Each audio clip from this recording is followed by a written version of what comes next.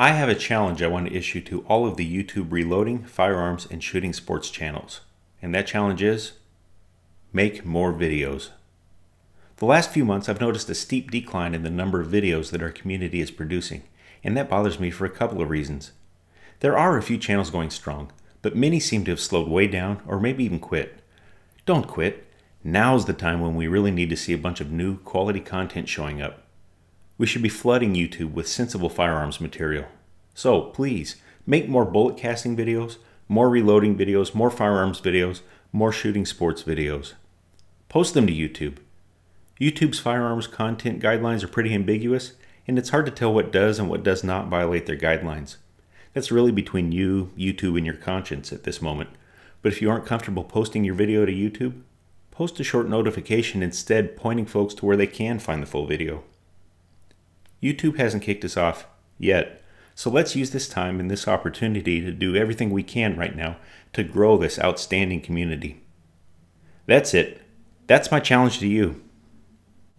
If you'll indulge me for just a few more minutes, I'd like to provide some more details and food for thought. I posted a video 3 weeks ago talking about what's really going on with YouTube and firearms channels and talking about our future on their platform. In that video, I showed that I believe our days on YouTube are numbered.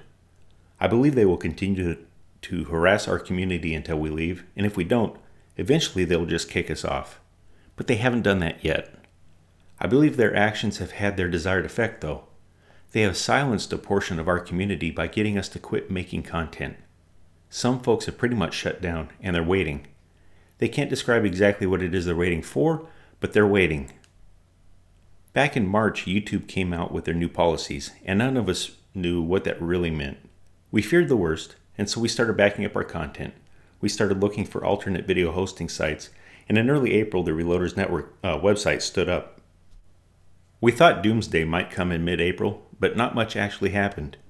YouTube has continued to mess with gun channels during this time, but only a few, and it's been sporadic, so many folks still seem to be in a holding pattern, waiting to see what will happen.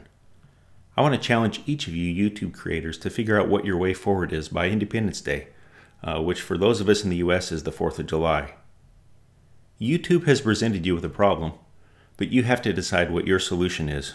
You can either quit, comply with the guidelines, change and try to write it out, defy them, or adapt and overcome. In the video 3 weeks ago, I suggested that channels should be currently working on their strategy for life beyond YouTube. I fully acknowledge that this is easier said than done for some. The longer a channel has existed, and the more videos they've posted, the more daunting it may seem to press forward. Not only do they need to think about producing new content, which takes an awful lot of time and effort, but now they also have to consider how to preserve all of their previous work in a way that is enduring and available to their viewers. Also, now every time they think about creating new content, it seems like even more work than before. It used to be that they planned a video, recorded it, edited it, and then posted it to YouTube. The posting part was just a quick final step in the entire process. Now they also have to consider potentially uploading that same video to several other sites, most of which they have little or no experience with, and managing comments and settings and other things on a dozen different platforms. What was once time-consuming but simple is now doubly time-consuming, convoluted, and a lot more work and less fun. These creators find themselves asking, is this sustainable? Is this worth it? I believe that it is worth it, and that turtling up is the wrong answer.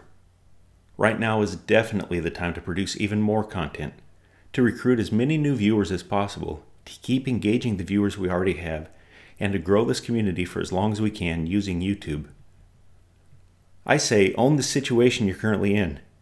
If you have a YouTube channel but aren't currently making videos, what's the reason? Several reasons I keep hearing often include, I'm waiting. On what?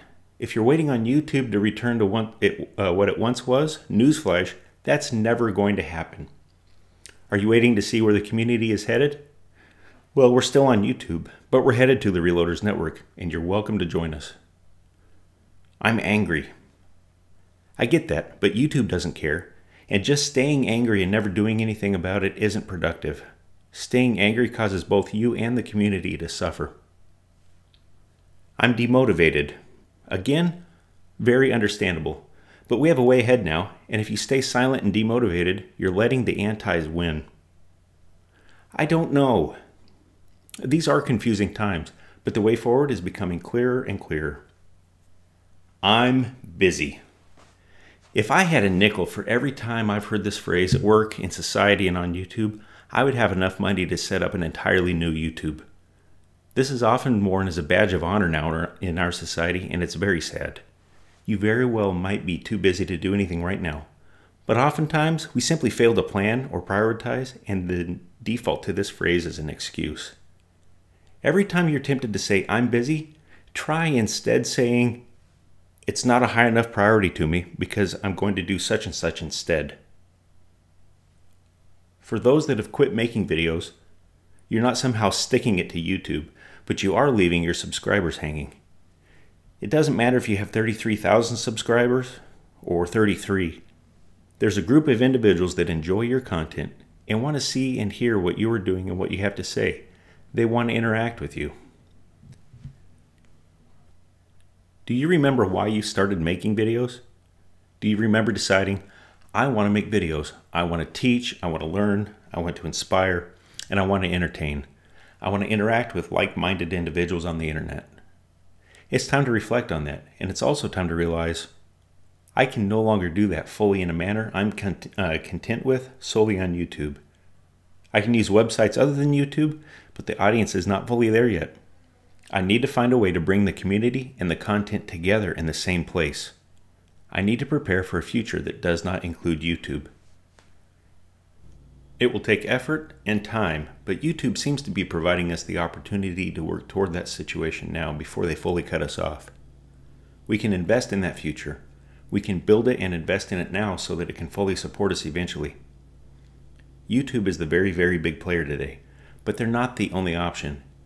Did you start a YouTube channel to be on YouTube or to share your creations with an audience? If it's the later, there's nothing stopping you from doing that, but in order to continue in a long-term way, you're going to have to make some changes. Let's do a quick comparison. YouTube and the Reloaders Network both have a website. Viewers can watch videos on their computers, their tablets, and their mobile devices. YouTube still has an advantage on certain TV devices. YouTube has their own video servers, but TRN has access to those servers as well. TRN also has access to a number of other servers. So with the multi-platform solution, no one site can shut any channel down. So, both sites have video content and search. TRN also offers articles and very soon merchandise. YouTube does not have that. YouTube offers live streaming capability, and TRN does not have that outside of YouTube. There are some solutions available, but they all cost money. Both sites offer a comment section for viewers. TRN offers a very robust chat messaging feature with the use of Slack, and YouTube does not have anything like that. Both sites have certain guidelines for permissible content, but YouTube is very much against firearms, and TRN is very much pro-firearms. YouTube allows exposure to millions of viewers, but each channel is just one of millions. TRN offers exposure to hundreds and soon thousands of viewers, but each channel is one of only dozens. The big glaring difference between the two sites is the viewers. I keep saying we need to grow the community. We need to find ways to recruit people first to our content and then to our future home, the Reloaders Network. On YouTube, we may be constrained, but they haven't kicked us out yet. Let's unite in this effort to grow this community. What we have in front of us is not an attempt at surviving. It's a huge opportunity to make this community bigger and better and more robust than it ever has been. Less fractured and more interaction. Boycotting YouTube by not making videos gives YouTube what they want, and it's your viewers that will suffer. So, how can we use YouTube to build this community? By making and posting quality content, and with that, setting up a billboard for our future home. There are a few ways to do that. In the last few weeks, KFW had a 300 subscriber giveaway, but folks had to go to the Reloaders Network to enter. Uncle Jim just gave away a few bullet sizing adapters, but again, folks had to go to TRN to enter. West Desert Shooter recently posted a short video about a new rifle, And in that video, he pointed his viewers to an article on the Reloaders Network. They had a lot more detailed information and several high-quality pictures. The article instantly received hundreds of views. Eagle Eye Shooting has recently issued his can shooting challenges for both rifle and handgun, and entries are given and displayed on the TRN site. You've seen me post teaser videos where the full-length video is on the Reloaders Network. Several creators have mentioned the site in their videos and or put links in their descriptions or comments. There have also been several posts shared on Facebook and Twitter and gun forums. 76 Highboy has built his own site, but he also advertises the Reloaders Network and he posts videos there as well. These are all great ways to put a billboard up for our new home. Let me add here that there are several viewers that have expressed a desire to watch all content on the Reloaders Network site. They would like to be able to visit the site and not have to visit YouTube as well. So if you're willing to post all of your YouTube content on the Reloaders Network site as well, there are several folks that would really appreciate it. They want to go ahead and make the full transition away from YouTube now. So again, I challenge each of you to make more videos, post them on a regular basis, and let's grow this community as large as we can while we still have the chance. Then, when YouTube eventually cuts us off, it won't really affect us because we'll already be well established. It's time to put up the billboards.